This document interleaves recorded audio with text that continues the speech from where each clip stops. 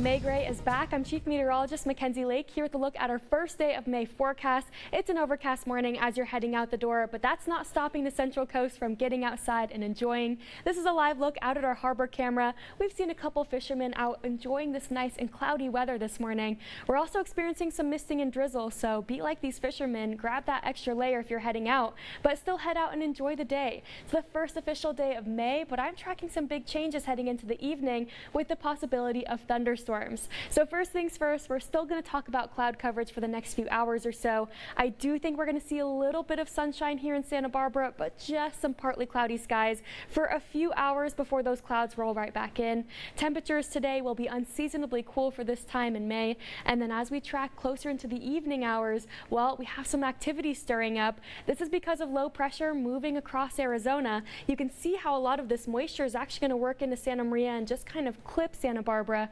And this extra additional moisture along with that instability, well, that's going to create some thunderstorms heading into the evening. So here's a look at future track radar. Again, we'll start to see clouds ebbing and flowing. Looks to be a little bit more of a tricky forecast with cloud coverage, but I want to spend some more time talking about our thunderstorm development. By 1:30 p.m., that's our first set of showers that start to develop really along those interior foothills and along the Kern County border. So if you're traveling along the Kern County border or even into the Grapevine, you'll likely see a lot of this activity popping up. These are isolated thunderstorms that we're seeing here, and we're picking up on some yellows, on some oranges, and even reds. So expect to see periods of heavy downpours, but these thunderstorms are notoriously hard to forecast for. They pop up and then diminish within 15 minutes or so and move rather erratically. So we're still picking up on that activity by 3:30, 4:30, even into about dinner time here.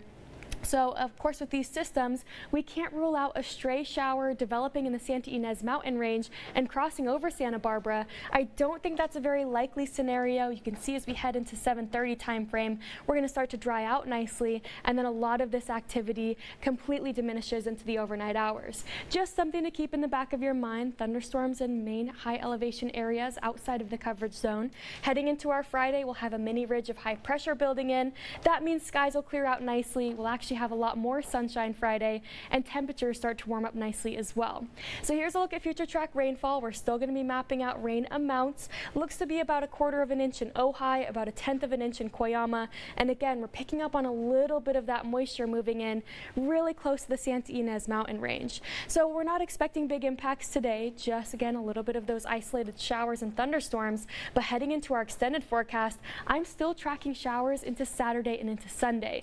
So take a look here. That cold front has really started to disintegrate by the time it moves into the Central Coast. These showers, they're starting to lessen as we go through model run by model run, but it is still a possibility to see some of this activity here. This low pressure system develops. It's going to bring in a lot of rainfall and a lot of activity for Nevada, portions of Northern California. Again, you can see we're picking up on some of the showery activity here. By Sunday, low pressure moves further down to the south, and that's going to bring in cool Arctic air. So this is some of the coolest air we've seen all season, coolest air we've seen in months, and with these temperatures dropping about 20 degrees below average, we have the possibility of snowfall in places where we typically do not see snowfall, especially for the month of May. Areas like Lake Cachuma, areas closer to Tepisque Peak, I wouldn't be surprised if those snow levels lowered down to about 3,000, 3,500 feet. Exceptionally low, especially for this time in May. Heading into our Monday, low pressure finally moves out of our coverage zone. It's not going to spin up too much activity heading into Tuesday, and we'll have a little bit more sunshine as we head into next week. But let's talk temperatures for our Thursday forecast here.